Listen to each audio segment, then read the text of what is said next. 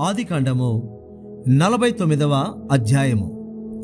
యాకోబు తన కుమారులను పిలిపించి ఇట్లా నేను, మీరు కూడి రండి, అంత్య దినములలో మీకు సంభవింపబోవు సంగతులను మీకు తెలియజేసేదను. యాకోబు కుమారులారా, కూడి వచ్చి ఆలకించుడి. మీ తండ్రైన ఇశ్రాయేలు మాట వినుడి. రూబేను, నీవు నా పెద్ద కుమారుడవు, నా శక్తియు నా బలము యొక్క ప్రథమ ఫలమును, ఔన్నతాతిశయమును బలాతిశయమును నీవే. నీళ్లవలే చంచడువై నీవు అతిశయము పొందవు. నీ తండ్రి మంచం మీదకి ఎక్కితివి, దానిని అపవిత్రము చేసితివి. అతడు నా మంచం మీదకి ఎక్కాను. షిమియోను, లేవి అనువారు సహోదరులు, వారి ఖడ్గములు బలాత్కారపు ఆయుధములు. నా ప్రాణమా, వారి ఆలోచనలో చేరవద్దు. నా ఘనమా, వారి సంగముతో కలుసుకొనవద్దు. వారు కోపం వచ్చి మనుషులను చంపిరి, తమ స్వేచ్ఛ చేత ఎద్దుల గుదికాలి నరములను తెగగొట్టిరి. వారి కోపము వేండ్రమైనది, వారి ఉగ్రతయు కఠినమైనది. అవి శపింపబడును. యాకోబులో వారిని విభజించేదను, ఇశ్రాయేలులో వారిని చెదరగొట్టేదను. యూదా, నీ సహోదరులు నిన్ను స్తుతించెదరు. నీ చెయ్యి నీ శత్రువుల మెడ మీద ఉండును. నీ తండ్రి కుమారులు నీ ఎదుట సాగిలపడుదురు. యూదా కొదమ సింహము, నా కుమారుడా, నీవు పెట్టిన దాన్ని తిని వచ్చితివి. సింహము వలెను గర్జించు, ఆడ సింహము వలెను అతడు కాళ్ళు ముడుచుకొని పండుకొనేను. అతని లేపువాడేవాడు? షిలోహు వచ్చే వరకు యూదా యుద్ధ నుండి దండము తొలగదు, అతని కాళ్ల మధ్య నుండి రాజదండము తొలగదు. ప్రజలు అతనికి విధేయులయ్యుందురు. ద్రాక్షావళికి తన గాడిదను, ఉత్తమ ద్రాక్షావళికి తన గాడిద పిల్లను కట్టి, ద్రాక్షారసములో తన బట్టలను, ద్రాక్షల రక్తములో తన వస్త్రమును ఉదుకును. అతని కన్నులు ద్రాక్షారసము చేత ఎర్రగాను, అతని పళ్ళు పాల చేత తెల్లగాను ఉండను. జెబూలూను సముద్రపు రేవున నివసించును, అతడు ఓడలకు రేవుగా ఉండును. అతని పొలిమేర సీదోను వరకు నుండును. ఇస్సాకారు 2 దొడ్ల మధ్యను పండుకొని నా బలమైన గార్ధవము. అతడు విశ్రాంతి మంచిదగుటయు ఆ భూమి రమ్యమైనదగుటయు చూచెను గనుక అతడు మోయుటకు భుజము వంచుకొని వెట్టి చేయు దాసుడగను. దాను ఇశ్రాయేలు గోత్రికుల వలె తన ప్రజలకు న్యాయము తీర్చెను. దాను త్రోవలో సర్పముగాను, దారిలో కట్లపాముగాను ఉండును. అది గుర్రపు మడిమెలు కరుచును, అందువలన ఎక్కువాడు వెనుకకు పడును. యెహోవా, నీ రక్షణ కొరకు కనిపెట్టి ఉన్నాను. బంటుల గుంపు గాదును కొట్టును, అతడు మడిమెన కొట్టును. ఆషేరునద్ద శ్రేష్టమైన ఆహారము కలదు, రాజులకు తగిన మధుర పదార్థములను అతడిచ్చును. నఫ్తాలి విడువబడిన లేడి, అతడు ఇంపైన మాటలు పలుకును. యోసేపు ఫలించడి కొమ్మ, ఊట యొద్ద ఫలించడి కొమ్మ, దాని రెమ్మలు గోడ మీదకెక్కి వ్యాపించను. విలుకాండ్రు అతని వేధించిరి, వారు బాణములను వేసి అతని హింసించిరి. యాకోబు కొలుచు పరాక్రమశాలైన వాని హస్తబలము వలన అతని విల్లు బలమైన దగను. ఇశ్రాయేలులకు బండయు మోపెడి వాడును ఆయనే.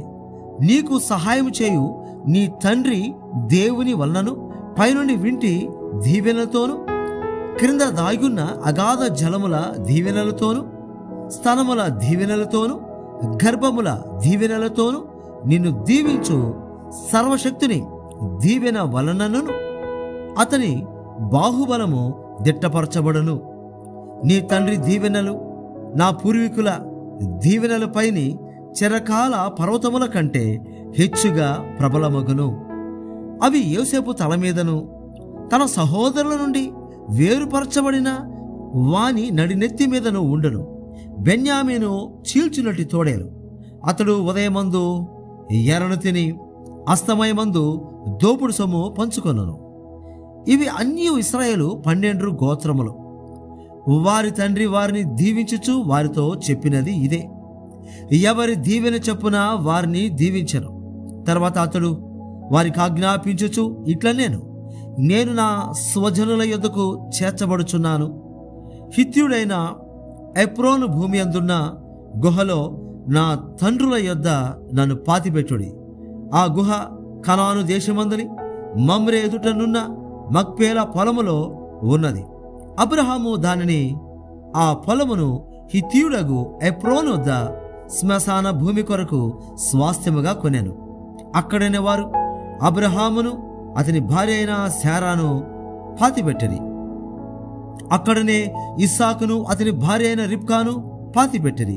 అక్కడనే నేను లేయాను పాతిపెట్టి తిని ఆ పొలమును అందులో ఉన్న గుహయు హేతు కుమారుల యొద్ద కొనబడినదనెను. యాకోబు తన కుమారులకు ఆజ్ఞాపించుట చాలించి మంచము మీద తన కాళ్ళు ముడుచుకొని ప్రాణము విడిచి తన స్వజనుల యొద్దకు చేర్చబడెను. ఆదికాండము 50వ అధ్యాయము.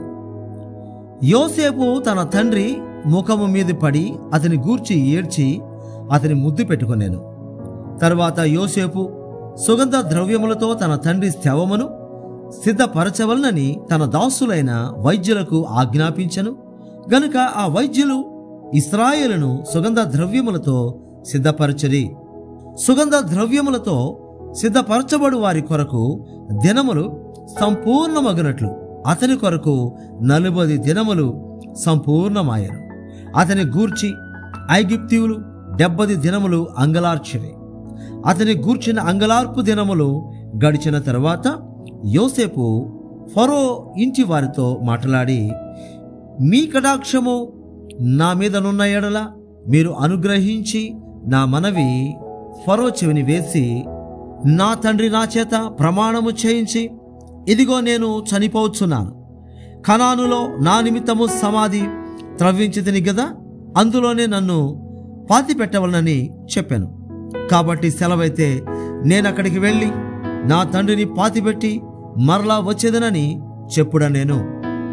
అందుకు ఫరో, అతడు నీ చేత చేయించిన ప్రమాణము చొప్పున వెళ్ళి నీ తండ్రిని పాతిపెట్టుమని సెలవిచ్చాను. కాబట్టి యోసేపు తన తండ్రిని పాతిపెట్టుటకు పోయాను. అతనితో ఫరో ఇంటి పెద్దలైన అతని సేవకులందరూ, ఐగుప్తు దేశపు పెద్దలందరూ, యోసేపు ఇంటి వారందరూ, అతని సహోదరులను, అతని తండ్రి ఇంటి వారును వెళ్ళిరి. వారు తమ పిల్లలను, తమ గొర్రెల మందలను, తమ పశువులను మాత్రము గోషెను దేశంలో విడిచిపెట్టిరి.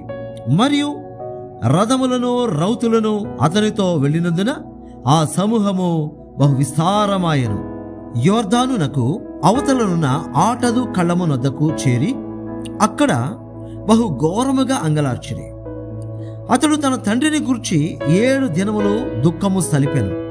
ఆ దేశమందు నివసించిన కనానీయులు ఆటదు కళ్ళమునొద్ద ఆ దుఃఖము సలుపుట చూచి, ఐగుప్తీయులకు ఇది మిక్కటమైన దుఃఖమని చెప్పుకొనిరి. గనుక దానికి ఆబేల్ ఇస్రాయిము అని పేరు పెట్టబడెను. అది యోర్దానునకు అవతల నున్నది.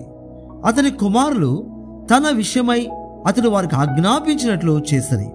అతని కుమారులు కనాను దేశమునకు అతని శవమును తీసుకొని పోయి మక్పేల పొలమందున్న గుహలో పాతిపెట్టిరి.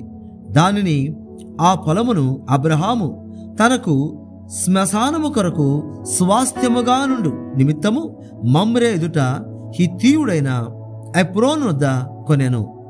యోసేపు తన తండ్రిని పాతిపెట్టిన తరువాత అతడును అతని సహోదరులను అతని తండ్రిని పాతిపెట్ట వెళ్ళిన వారందరూ తిరిగి ఐగుప్తునకు వచ్చిరి. యోసేపు సహోదరులు తమ తండ్రి మృతి పొందుట చూచి, ఒకవేళ యోసేపు మన యందు పగబట్టి మనమతనికి చేసిన కీడంతటి చొప్పున మనకు నిశ్చయముగా కీడు జరిగించుననుకొని యోసేపునకు ఇలాగు వర్తమానమంపిరి. నీ తండ్రి తాను చావక మునుపు ఆజ్ఞాపించినదేమనగా, మీరు యోసేపుతో నీ సహోదరులు నీకు కీడు చేసిరు గనుక దయచేసి వారి అపరాధమును వారి పాపమును క్షమించమని అతనితో చెప్పుడా నేను. కాబట్టి దయచేసి నీ తండ్రి దేవుని దాసుల అపరాధము క్షమించుమని వారు యోసేపుతో ఇలాగు మాట్లాడుచుండగా అతడు ఏడ్చెను. మరియు అతని సహోదరులు పోయి అతని ఎదుట సాగిలపడి, ఇదిగో మేము నీకు దాసులమని చెప్పగా, యోసేపు, భయపడకుడి, నేను దేవుని స్థానమందున్నానా? మీరు నాకు కీడు చేయను ఉద్దేశించితిరి గాని నేటి దినమున జరుగుచున్నట్లు, అనగా బహు ప్రజలను బ్రతికించున్నట్లుగా అది మేలుకే దేవుడు ఉద్దేశించెను. కాబట్టి భయపడకుడి, నేను మిమ్మును మీ పిల్లలను పోషించదనని చెప్పి వారిని ఆదరించి వారితో ప్రీతిగా మాట్లాడాను. యోసేపు అతని తండ్రి కుటుంబపు వారును ఐగుప్తులో నివసించరి. యోసేపు 110 సంవత్సరములు బ్రతికెను. యోసేపు ఎఫ్రాయిము యొక్క 3వ తరము పిల్లలను చూచెను. మరియు మనష్షే కుమారుడైన మాకీరునకు కుమారులు పుట్టి యోసేపు ఒడిలో ఉంచబడని. యోసేపు తన సహోదరులను చూచి, నేను చనిపోవచ్చున్నాను, దేవుడు నిశ్చయంగా మిమ్మును చూడవచ్చి ఈ దేశములో నుండి తాను అబ్రహాము, ఇస్సాకు, యాకోబులతో ప్రమాణము చేసి ఇచ్చిన దేశమునకు మిమ్మను తీసుకొని పోవునని చెప్పాను.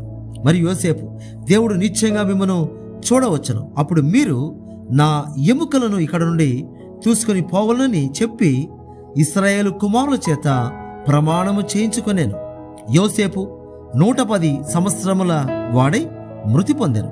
వారు సుగంధ ద్రవ్యములతో అతని శవమును సిద్ధపరచి ఐగుప్తు దేశమందు ఒక పెట్టెలో ఉంచిరి.